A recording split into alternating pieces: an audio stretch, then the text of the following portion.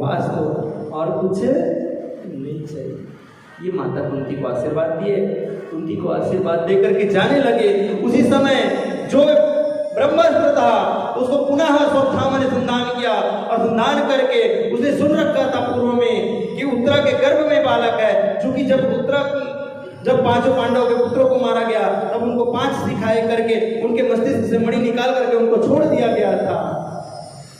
अब वो उस अपमान के प्रति बदला लेने के लिए, क्योंकि सबसे बड़ा अगर कोई दोष है तो अपमान, और अपमान का घाव कभी नहीं, शरीर पर जहां भी चोट लगे वो घाव मिट जाता है। माताओं के गर्भ को चीर करके बालक को निकाला जाता है, वो घाव पैक्ट हो जाता है, लेकिन घाव कौन सा नहीं मिटता? तो अपमान का घाव कभी नहीं मिटता। अपमान के लाठी से जो मार खाया हुआ सांप है वो अवश्य ही एक बार अपना फल अवश्य उठाएगा, अवश्य उठाएगा। इसलिए अपमान का फल किया। सुन रखा था कि अभिमन्यु की पत्नी गर्भ से है, ब्रह्मास्त्र का संधान किया, संधान करके छोड़ दिया। उत्तरा देख रही है और बड़ी व्याकुल हो रही है। एक बड़ा विशाल राक्षस के समान एक अस्त्र आ रहा है, तुरंत पाई पाई करने लगी, माँ माँ मुझे बचाओ, मुझे मार डालेगा। वही अस्त्र आ रहा है, उनके गर्भ से रक्त प्रसवित हो रहा है, रक्त गिर रहे हैं उनके गुप्त मार्ग से, चारों ओर भगते हुए उत्तरा आ रही है। उत्तरा के पीछे पीछे द्रौपदी आ रही है, पाहि पाहि महायोगिन, हे कृष्ण मेरी रक्षा करो, हे कृष्ण मेरी रक्षा करो, हे नाथ मेरी रक्षा करो। फिर क्या चलो क्या हुआ, क्या हुआ पुत्री, क्या हुआ? कहने लगे कृष्ण पूरे कुरुवंश में एकमात्र मेरा गर्भ ही बच गया, उसको भी मारने के लिए अश्वत्थामा ने ब्रह्मास्त्र चला दिया। अब लगता है कि मेरा गर्भ नहीं बचेगा, अब मेरा गर्भ नहीं बचेगा, आप ही मेरी रक्षा करें। ठीक है मेरा भगवान इतने सूक्ष्म हुए, इतने सामने में खड़ी है उत्तरा, उसके सामने में बाजू में खड़ी है द्रौपदी, उसके सामने बाजू में खड़ी है सुभद्रा, उनके सामने में खड़े हैं भगवान कृष्ण। ठीक है बस इतना ही कहा, मैं तुम्हारी रक्षा करता हूं।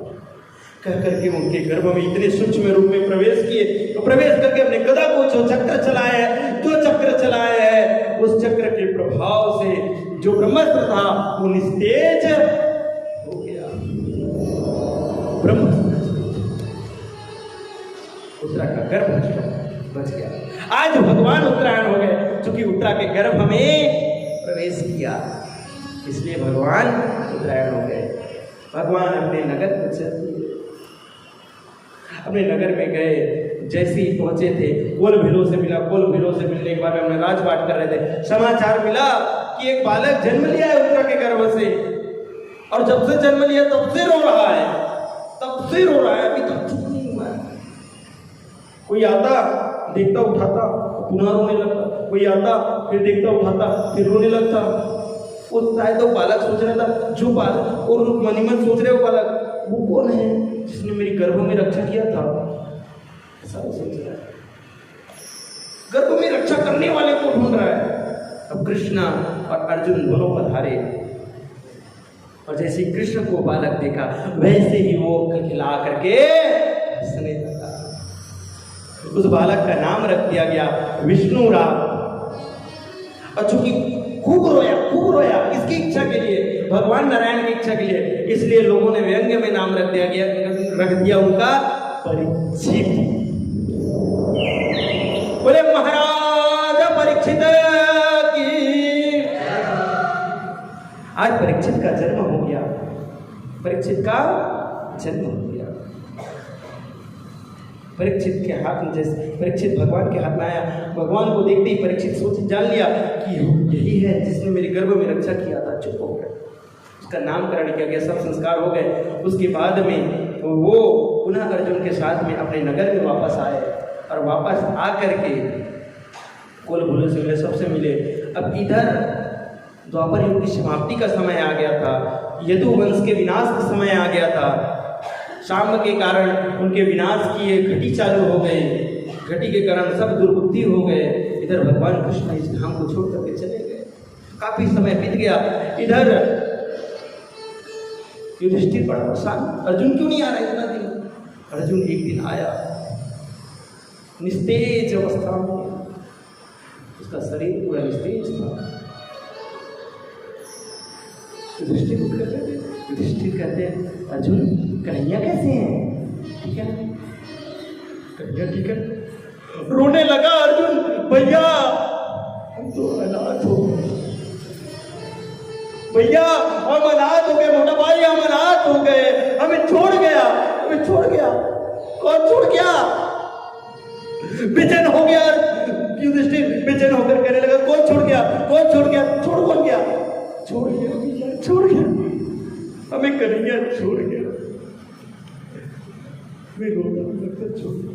जैसे ही कुंती के कानों पर आवाज पड़ी कि कन्हैया छोड़कर चले गए, वैसे ही कुंती इस लोक को छोड़ करके भगवान में लीन हो गई। इधर पांचों पांडवों ने परीक्षित का राज्याभिषेक किया, राज्याभिषेक करके वे भी वन की ओर चले गए।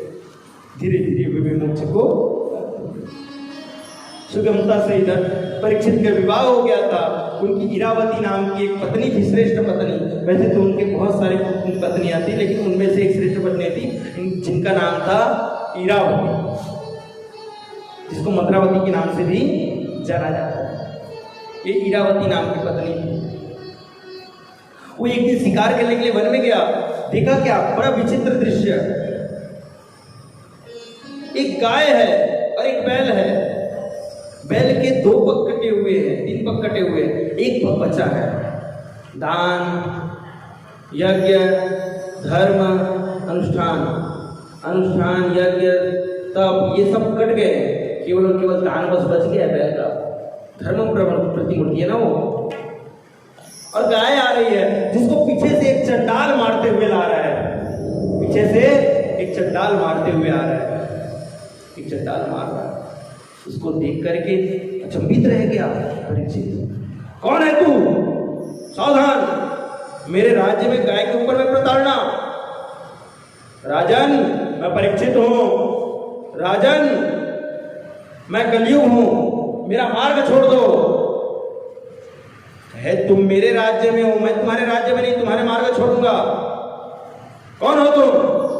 मैं कलयुग हूं, मैं अपना आकार बढ़ा रहा हूं, मैं तुमको बढ़ने नहीं दूंगा। उनके दुर्गुणों को देख करके युद्ध हुआ भयंकर, दोनों के मध्य में युद्ध होने के बाद में परीक्षित से कलयुग हार गया। जब कलयुग हार गया तब आकर के शरणागति ले लिया। शरणागति लिया तो कहने लगे कि शरणागति को नहीं मारते राजन, राजाओं का नियम है, आप शरणागति को मार नहीं सकते। ठीक है मैं तुमको नहीं मारूंगा, तो मुझे कोई रहने का स्थान दो, तो जाओ जहां भी रहो। मैं कहां रहूंगा? पूरा पृथ्वी तो आपकी राज्य है, पूरी पृथ्वी में आपके अतिरिक्त कौन है भूपति? सारे पृथ्वी के राजा तो आप ही हो, आप मुझे बचाओ। ठीक है मैं तुमको दे दूं। वैसे तो अनेकों दुर्गुण हैं इसमें कलयुग में, लेकिन 2 गुण सार, दान और धर्म, भजन और दान, ये 2 ही चीज है कलयुग में। कलयुग में कुछ है तो क्या? सत्य की बड़ी महानता है। कलयुग में भजन का बड़ा महत्व है। भजनानंदियों की ये सृष्टि है। समय कितना हो गया है अभी? 5:30। हमारे पूर्ण विराम की ओर जा रहे हैं क्या? बोले नारायण भगवान की। चलिए थोड़ा सा साथ चलते हैं। भजन सारता उनको स्थान दिए कि तुम जाओ द्यूत में रहो, मदिरा में रहो और स्वर्ण में निवास करो। कौन सा? जो औचित अनुचित तरीके से कमाया हुआ धन है उसमें। ये कलयुग का वास होता है। अनुचित से कमाया धन का मुकुट दुर्भाग्यवश उस दिन स्वयं राजा परीक्षित ने धारण कर रखा था, इसलिए उनके सिर पर आकर के बैठ गया कलयुग। कलयुग ने उनसे दुष्कर्म करा दिया। जा करके ऋषि श्रृंगी के गले पर एक सांप को डलवा दिया, मरे हुए सांप को। सांप के कारण उनको उनके पुत्र आए और आकर के उनको श्रापित कर दिए। हे राजन जिसने भी ये दुस्साहस किया मेरे पिता के गले पर ऐसी मरे हुए सांप को डालने की, जो मेरे पिता का अपमान किया है, आज से 7वें दिन उसकी मृत्यु तक्षक नाग के काटने से हो जाए। जब ये बात कहा, तुरंत उसी समय उनके पिता की नींद खुल गई। बेटा तूने क्या कर दिया? वो तो धर्मात्मा राजा था, उसी के कारण आज धर्म हमारे बचे हुए, अन्यत्र कब से हमारा धर्म समाप्त हो गया रहता। कलयुग को अंकुश में लाने वाला एकमात्र वही वस्तु बचा था।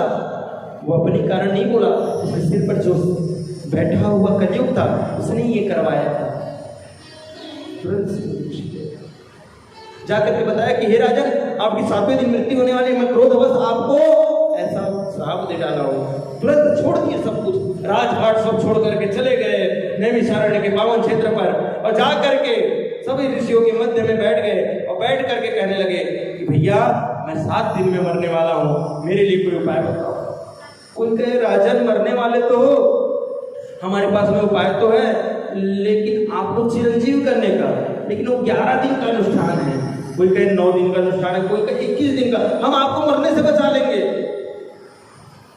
तो यहाँ तो वो कहते हैं कि मरने वाले व्यक्ति को क्या करना चाहिए।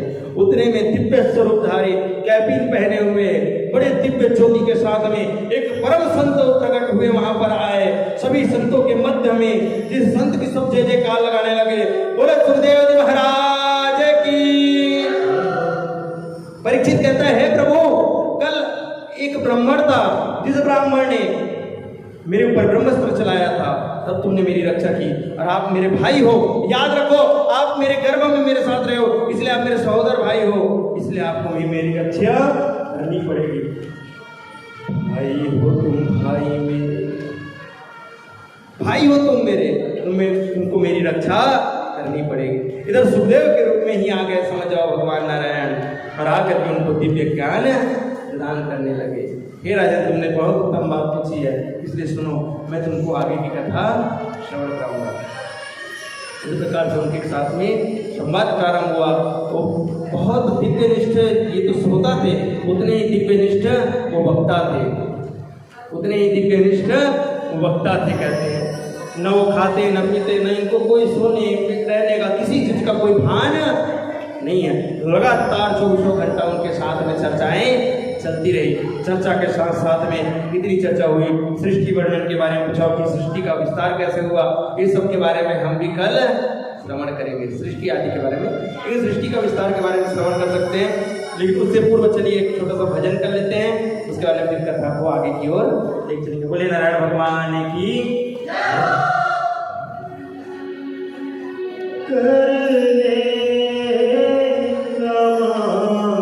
दोनों हाथ उठाने से सेवन करते हुए बढ़िया। जो साथ जा सके जय हो, करे कमाई ऐसी, जो साथ जा सके, करे कमाई ऐसी, जो साथ जा सके।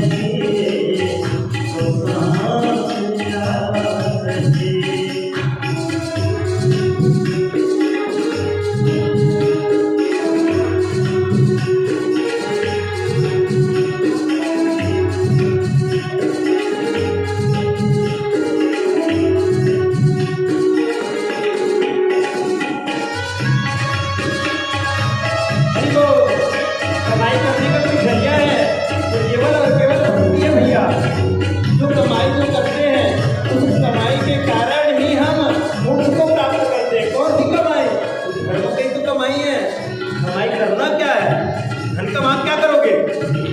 याद है कब नहीं रहेगा? क्या महंगे महंगे मोबाइल लोगे? 2 साल बाद में पुराना हो, 1 महीने बाद में पुराना हो जाएगा। कमाई कुछ करना है, केवल और केवल पुण्य रूपी कमाई करो ना, जिसको इस लोक में भी खर्चा करोगे और उस लोक में भी खुद आराम से रहोगे। राधे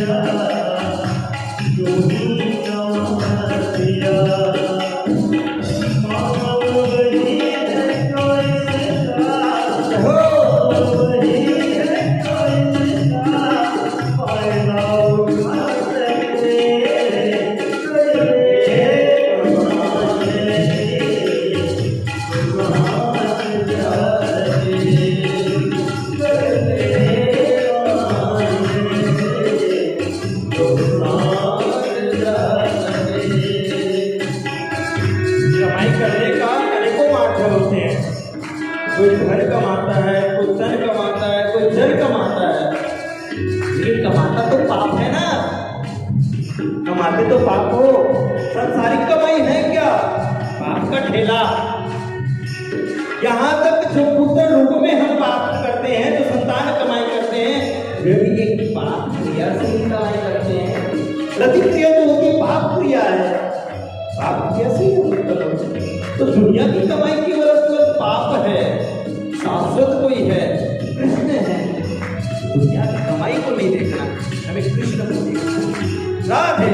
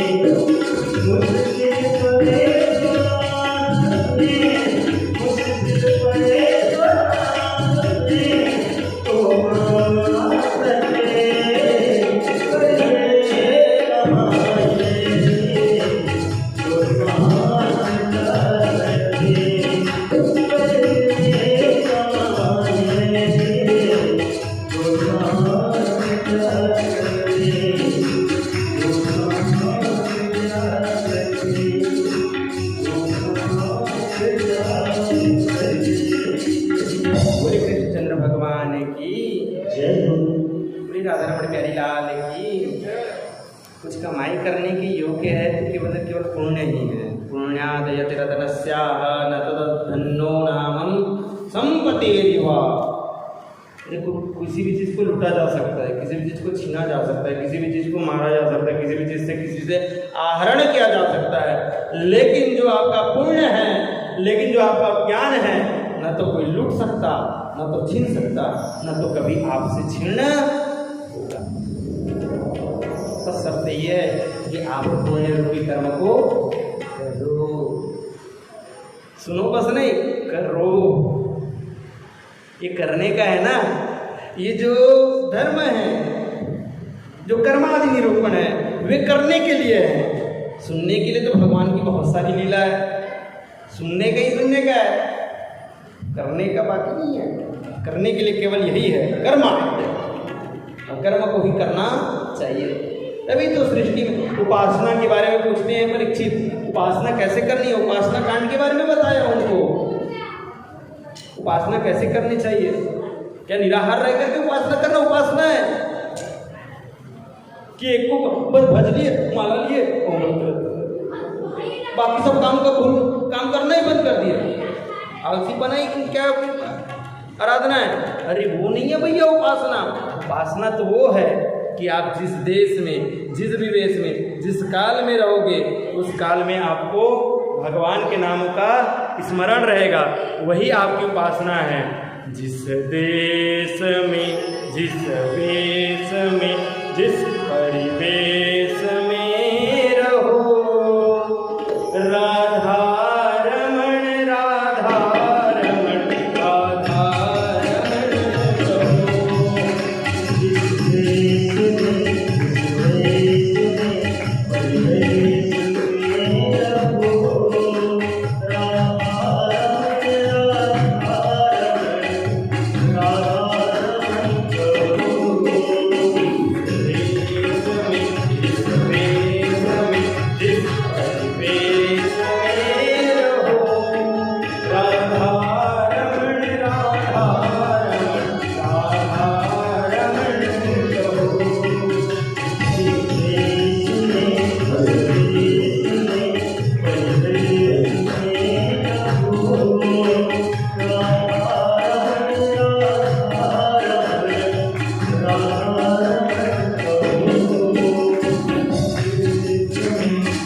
वेश में, परिवेश में रहो, राधा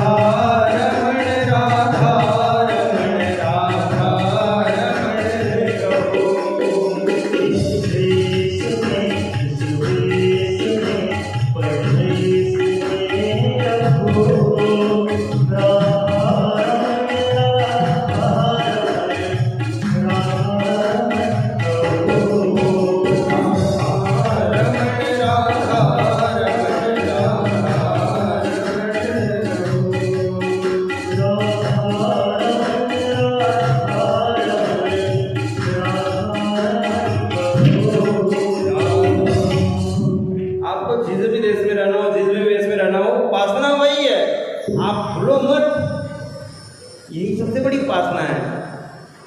भजन सबका करो, भजन करने में नहीं है, दृढ़ता एक में रखो। एक साधे सब सदे, सब साधे सब जाए। आपकी दृढ़ता एक में होनी चाहिए। आप दुर्गा माँ की भी पूजा करो, और जब आपको पास में दुर्गा माँ की जब पूजन करोगे तब भी आए कि हे मेरे गोविंद प्राप्त हो जाए मुझे, तब आप जान लेना।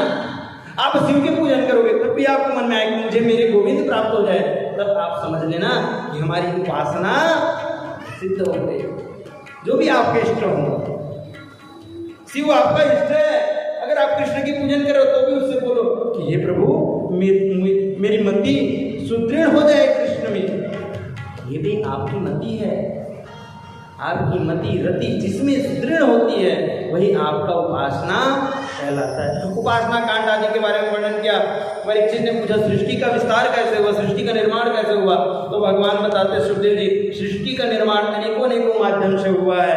एक बार तो ब्रह्मा जी के नाक में फंस, एक बार तो ब्रह्मा जी के नाक से निकल करके भगवान ने इसको बचाया। अरे नाक से निकल करके भगवान ने बचाया सृष्टि, क्या बात करते हो आप सुखदेव जी, क्या नाक से भी निकल करके कोई बचा सकता है? हाँ हाँ, नाक से निकल करके बच जाए। ऐसे एक कहानी बताइए मुझे। भगवान एक बार हिरण्याक्ष नाम का एक राक्षस था, दैत्य, हिरण्यकश्यप का पुत्र था, हिरण्यकश्यप का भाई था, हिरण्यकश्यप का भाई था, कश्यप नंदन ही था ये भी, और किसी का पुत्र नहीं, ब्राह्मण कुल में ही पैदा लिया था ये भी, त्रिकाल संध्या करता था। एक बार पृथ्वी को बेचैन अवस्था में देख करके उसको चोरी करके भाग रहा था। अब भगते भगते वो रसातल में ले जा करके डुबा दिया। तब ब्रह्मा जी के नाक से निकलने के लिए भगवान ने कुशा को लेकर के, एक कुशा को लिया और ले करके ब्रह्मा जी के, चूंकि ब्रह्मा जी की रात्रि चल रही थी, शयन चल रहा था। ब्रह्मा जी की जब रात्रि होती है तब यह सृष्टि प्रलय में शयन करती है। महाप्रलय के समय ये चोरी हुआ था। उस समय ब्रह्मा जी के नाक में ले जा करके कुशा को लगा दिए, जिसके कारण ब्रह्मा जी को छींक आई, और छींक से एक बड़ा भयानक गड्ढे समान एक बड़ा दिव्य पुरुष उत्पन्न हुआ, जिसके मुंह का है शुकर के समान में, पूरा शरीर इंसान के समान, हाथ बस पूरा शुकर के समान। बोले बारा भगवान की, बोले बारा नारायण भगवान की जय हो, बारा भगवान की। हाथ कराते हुए बड़े प्रलय के साथ में वो बारा भगवान दौड़ पड़े रसातल की ओर में। रसातल में जाकर के बड़े बड़े खिंचाव के साथ में गरजते हुए हुंकार मारते हुए हारने लगे। हिरण्याक्ष रुक जा, हिरण्याक्ष रुक जा। उनके साथ में युद्ध करने लगे। हिरण्याक्ष लेकर के पृथ्वी भाग रहा था, लेकिन उनको मारने के लिए अपने खुरसा से उनको मारे और वध करके पृथ्वी को अपने नाक पर स्थापित करके भगवान ऊपर लेकर के पृथ्वी को आ गए। बोले पृथ्वी हंता भगवान की। आज हमारा भगवान इस पृथ्वी का नवीन सृजन कर लिया। ये ब्रह्मा की रात्रि थी। प्रभु क्या इससे पूर्व क्या नहीं था? क्या इससे पूर्व में नहीं था? ये पृथ्वी था ना। ये पृथ्वी के प्रकट होने का आपको कथा बताता हूँ। कहते हैं एक समय भगवान योग निद्रा में सोए हुए थे नारायण। उसके नाभि से एक कमल उत्पन्न हुआ। कमल के ऊपर में एक चतुर्मुखी एक बड़ा दिव्य संतान उत्पन्न हुई। ब्रह्मा वो जीव चारों ओर देखता, 1000 वर्षों तक इधर उधर देखते रहा, कोई कुछ नहीं दिखा, थक गया। फिर नीचे उतरा उस कमल के, इसके छोर में तो कोई होगा, उसका छोर ही ना मिले उस कमल का। बार बार वो नीचे हो, फिर ऊपर हो, नीचे हो, ऊपर हो, कहीं छोर नहीं मिला। रोने लगा ब्रह्मा, रोने लगा ब्रह्मा। उनके रुदन से रुद्र उत्पन्न हुए, जिनको रुद्र भगवान के नाम से जानते। बोले रुद्र भगवान की। रुद्र का शाब्दिक अर्थ भी होता है रोना। ये रुद्र जो है भगवान ब्रह्मा के आंसू से उत्पन्न हुए हैं। भगवान ब्रह्मा के आंसू से उत्पन्न हुए हैं ये रुद्र। अब उतने में नारायण भगवान उत्पन्न हुए। कहते हैं कि अब तुम सृष्टि करो, सृष्टि करो करके उनको क्या आदेशित किया? तो रुद्र को उन्होंने आदेशित दिया, तुम मेरे पुत्र हो, तुम इसकी सृष्टि करो। रुद्र ने अपनी सृष्टि की, ऐसा सृष्टि किया कि पूरी सृष्टि 4 दिन में समाप्त। क्योंकि है कौन? बाबा भोलेनाथ के गढ़ भी कौन होते हैं? बड़े दिव्य गढ़ होते हैं। भूत प्रेत पिशाच गंधर्व राक्षस ब्रह्म राक्षस वैताल कुसुमांड भैरव आदि सब तो उनके गढ़ है ना, है कि नहीं? तो ऐसे गढ़ के साथ में कौन रहेगा? कोई रहेगा क्या? आपके बाजू में अगर कहीं भूत को बैठा देंगे, बैठोगे कि बैठ जाओगे? आवाहन करते हैं अपनी जिन का, नहीं बैठोगे ना। तो ऐसी सृष्टि उन्होंने रचना की। इस सृष्टि के कारण ब्रह्मा जी ने कहा भैया तुम सृष्टि रोक दो, अपनी सृष्टि रोक दो। तो उन्होंने पहले प्रजापति का जन्म कराया। उन्होंने पहले प्रजापति कौन हुए? तो सबसे पहले प्रजापति हुए ब्रह्मा स्वयं, और उन्होंने अपने शरीर का भाग करके प्रजापति विश्वकर्मा को उत्पन्न किए। ये विश्वकर्मा जी भी प्रजापति थे। जिस विश्वकर्मा जी को कहा गया कि जाओ आप सृष्टि का निर्माण करो। सृष्टि के सृजन के बाद में ब्रह्मा के मरीचि के कश्यप के अनेकों फिर उनकी शाखाएं बढ़ती गई। अनेकों स्वयं भगवान ब्रह्मा के भी अनेकों संतान हुए। इस प्रकार से सृष्टि का विस्तार हुआ। कहते हैं सृष्टि में जल नभ वायु सभी प्रकार की स्थिति होती है। सृष्टि के 5 लक्षण बताए गए हैं। कौन कौन से? क्षितिज जल पावक गगन समीरा, क्षितिज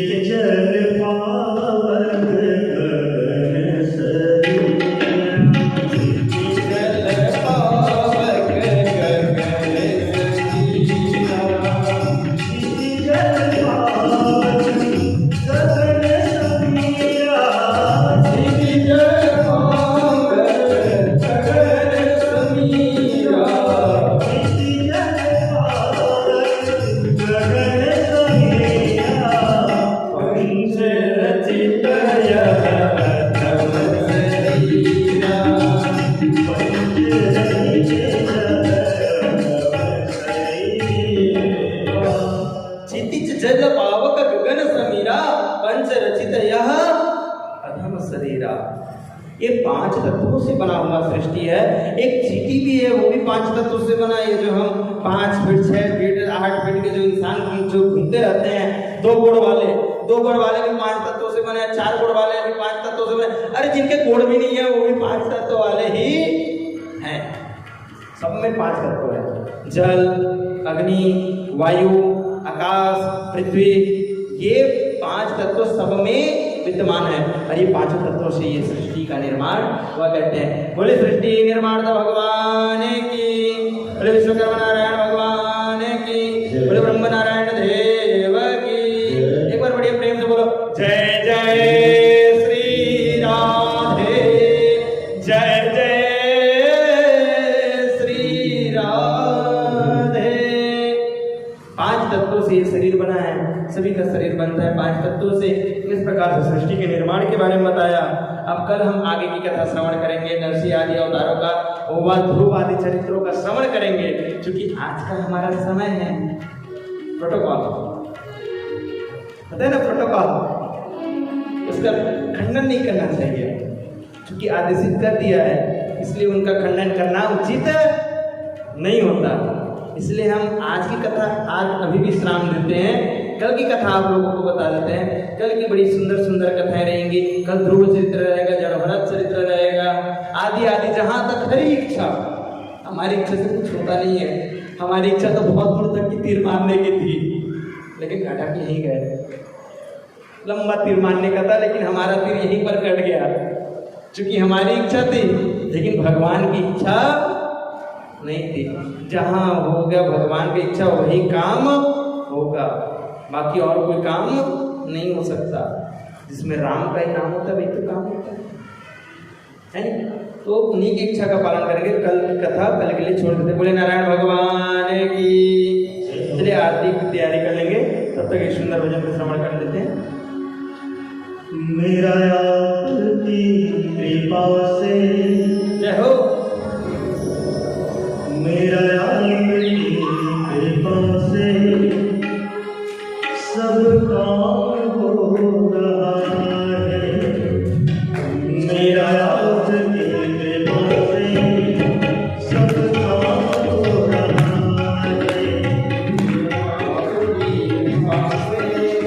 सब काम हो रहा है। करते हो तुम कन्हैया, करते हो तुम कन्हैया।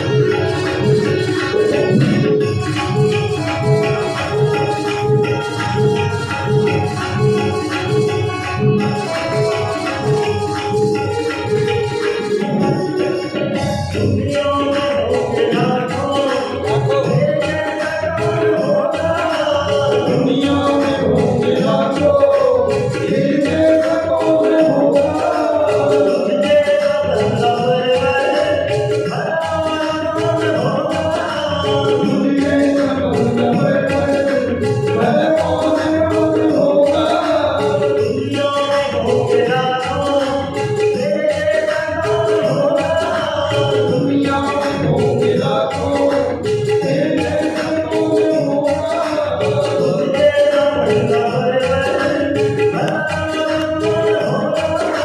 तुझ जैसा बंदा परवर, घर कौन होगा?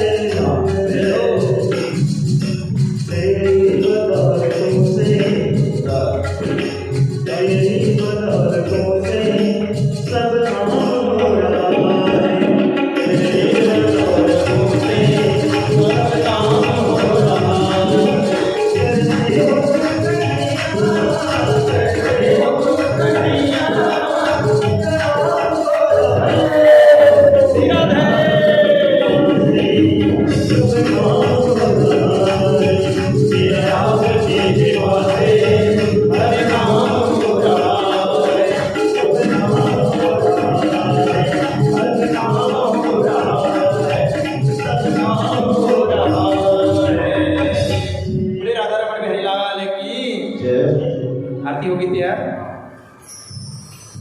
चले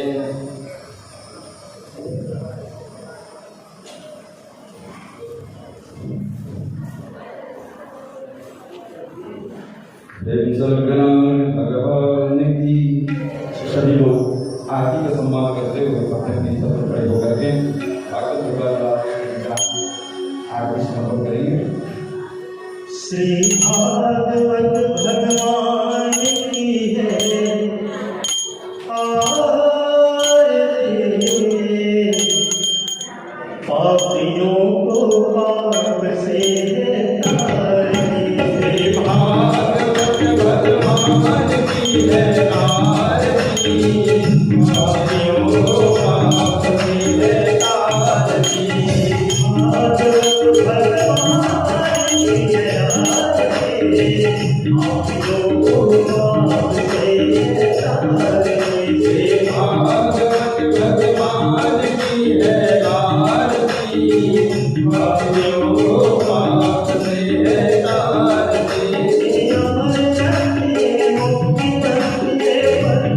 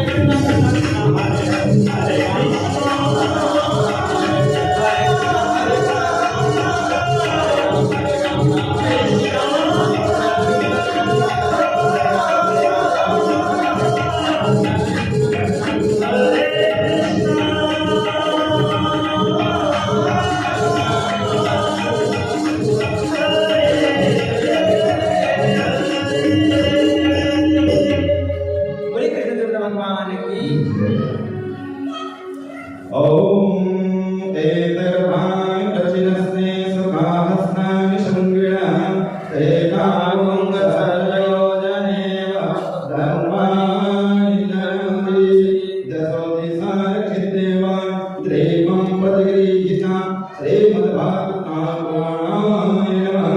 प्रेम से वृंदावन जगन्नाथ की। तत्पश्चात आप लोग मंत्र पुष्पांजलि करेंगे।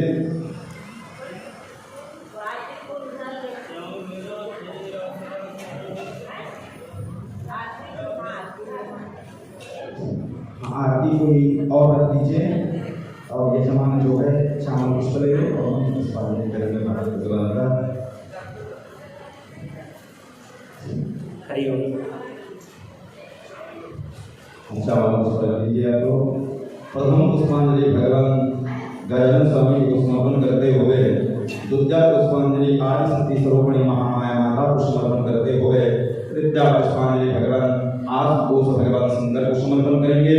तत्पश्चात फिर भगवान एकनारायण भगवान का आप लोग मंत्र पुष्पांजलि समर्पण करेंगे भाव से। चलिए। हरि ओम वैकुंठे महाकायां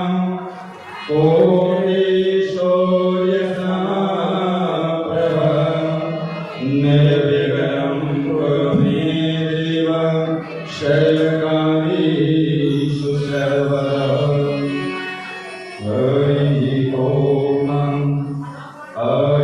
गिरिनन्दनि नन्दितमेदनि विश्वविनोदनि नन्दिनुते गिरिवरवितशिरोदनि वासनि विष्णुविलासनि विष्णुनुते भगवती सिद्धकण्ठकुटुम्बिनि भूरि कुटुम्बिनि भूते कृते।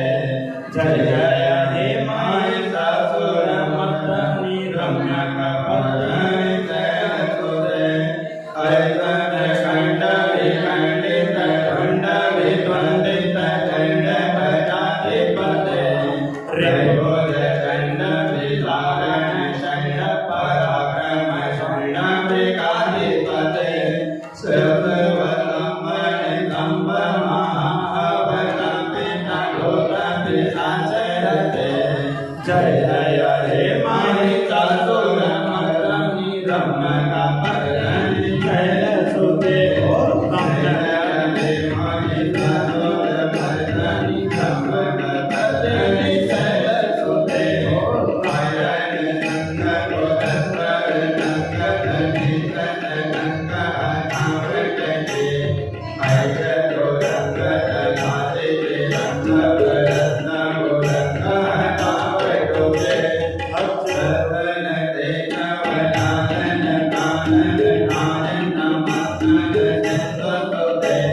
जय हे महिषासुरमर्दनि रम्यकपर्दनि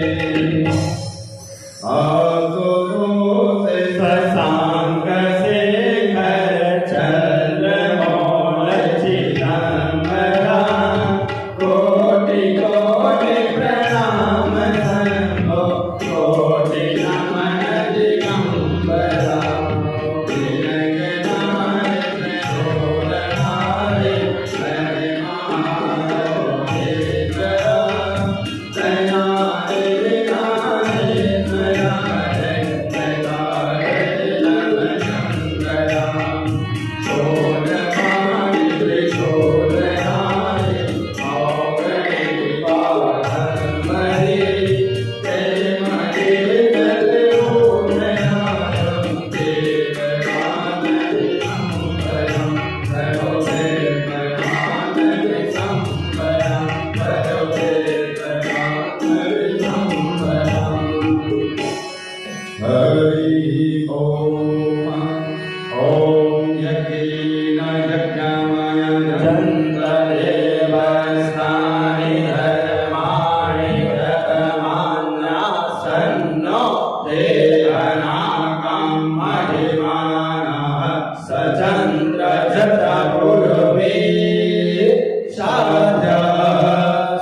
सन्निदेवा। ओम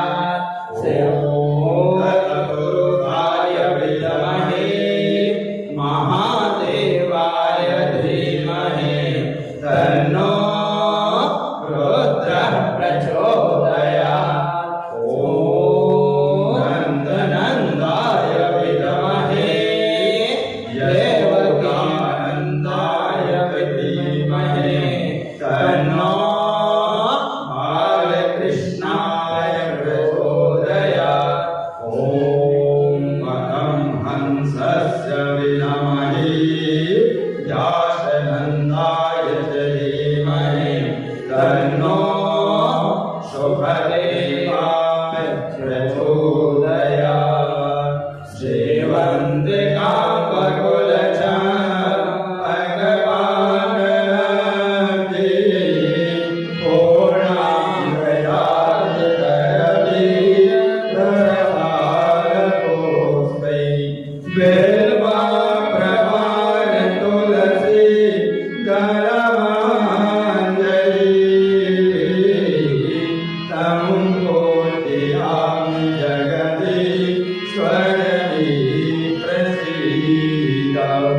शिव समानता नहीं विपति की तारनहार लज्जा मोही रागियो नंदी की यशवा बैल चढ़े बाबा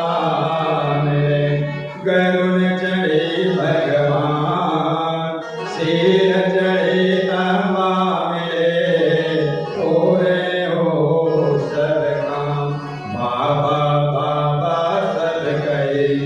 मात कही नहीं कोई बाबा के दरबार में मात कही सो कर मेरे कर सुमन मन पुष्पांजलि अर्पण करो गोविंद जी करूं श्रीकार सोमय सुगंधित सोमन सुधा शुभपुष्प पुष्पांजलि अर्पण करूं श्रीमद् भागवत करूं श्रीकार हरि ओम। समस्त देवताओं से गौरी गणपति नवराज प्रसाद देवता से नमन करें, श्रीमद् भागवत महापुराण से नमन करें, बालकृष्ण भगवान से नमन करें कि हे प्रभु आज की कथा सत्र में, आज की पूजन सत्र में यदि हमसे कोई भूल हुआ होगा, यदि कोई पाप हुआ होगा तो अपने भक्त अपने दास समझ करके क्षमा कर देना। ना हम आपको अस्त्र दे सकते हैं, ना ही गज दे सकते हैं, और ना ही स्वर्ण दे सकते हैं, केवल चावल पर पुष्प लेकर के आपका अनुसरण करते हैं। इसे स्वीकार करिए और भाव से भगवान से कहना सब शरण विनय करहु कर जोरी, सब शरण विनय करहु कर जोरी, क्षमहु क्षमा शब अवगुण मोहि, क्षमहु क्षमा शब अवगुण मोहि। ओम नमः सुरजानं नराकारो भवानि च पुष्पाञ्जलिं दत्त रेहां परमेश्वर श्री बालकृष्णाय नमः जगये। प्रेम सत्यनारायण भगवान की, उमापति महादेव की जय हो, सच्चिदानंद भगवान की जय हो। कल की कथा तो आपको श्रवण किए ही हैं। कल व्यास जी जैसे प्रतिष्ठित होगा तो कल की कथा बहुत सुंदर है। आज से सृष्टि का सृजन जो हुआ उनका वर्णन होगा, कल भू चित्र होगा और साथ ही में कल भगवान विद्वान भोले बाबा का विवाह भी होगा, सती चरित्र होगा जो परम प्रिय कथा है। इसलिए कल की कथा में सती चरित्र प्रधान रहेगा और कल भगवान शिव का विवाह भी होगा। प्रेम से सत्यनारायण भगवान की जय हो, हर की जय हो। हर लगा विनाश हो, हर लगा विनाश हो, प्राणियों में सद्भावना हो, विश्व का कल्याण हो। गौ माता की जय हो, सनातन धर्म की जय हो, भरतराज प्रयाग की जय हो, श्री कल्पात्री जी महाराज की जय हो, आदिगुरु शंकराचार्य महाराज की जय हो, रामानुजाचार्य महाराज की जय। प्रेम से वो साचे दरबार की जय। संकल्प मंगल करने वाली माता की जय। शंकर करने वाली महामाया मैया की जय।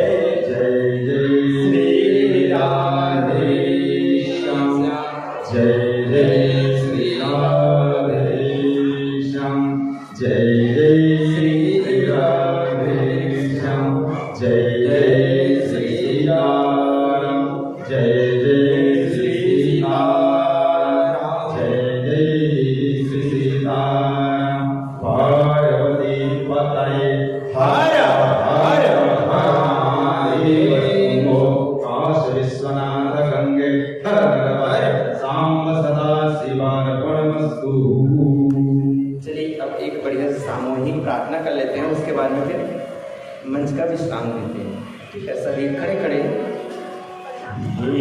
ईश सब सुखी हो, कोई न हो दुखारे, सब निरोग भगवन, धन धान्य के भंडारे, सब भद्र भाव देखे, सन्मार्ग के पथिक हो, दुखिया न कोई होवे, सृष्टि में प्राण धारे, हे ईश सब सुखी हो, कोई न हो दुखारे, सुखी बसे संसार सब, दुखिया रहे न हो,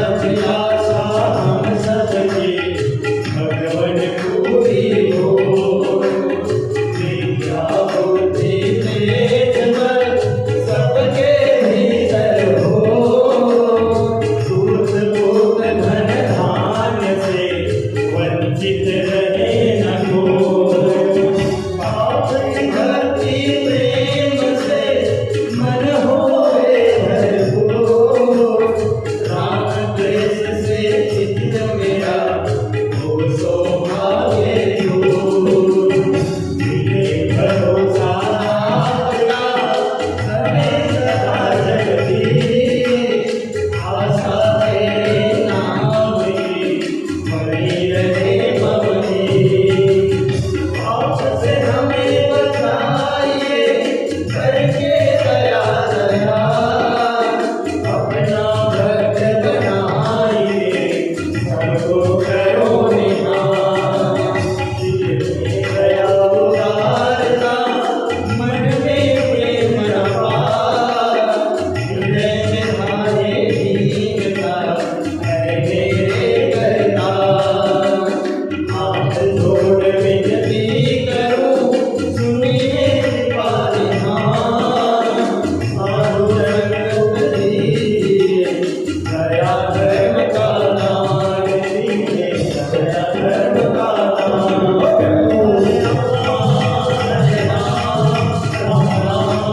हरे हरे हरे राम हरे राम राम राम हरे हरे, हरे कृष्णा कृष्ण कृष्ण हरे हरे, हरे राम राम राम हरे हरे, हरे कृष्णा कृष्ण कृष्ण हरे हरे, हरे हरे हरे राम हरे हरे, हरे कृष्णा हरे हरे। बोले कृष्ण भगवान की जय।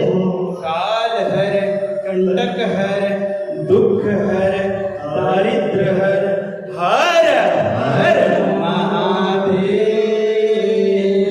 शंभो, काशी विश्वनाथ शंभो, जय जय श्री राधे, जय जय श्री राधे श्याम।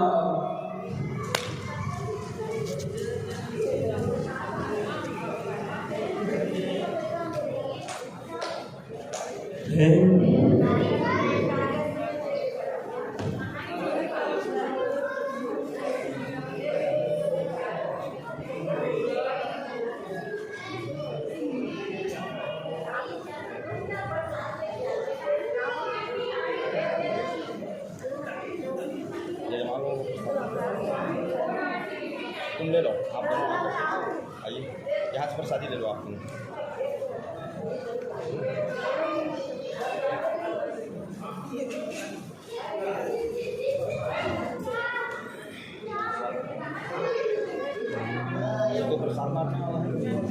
बांट रहे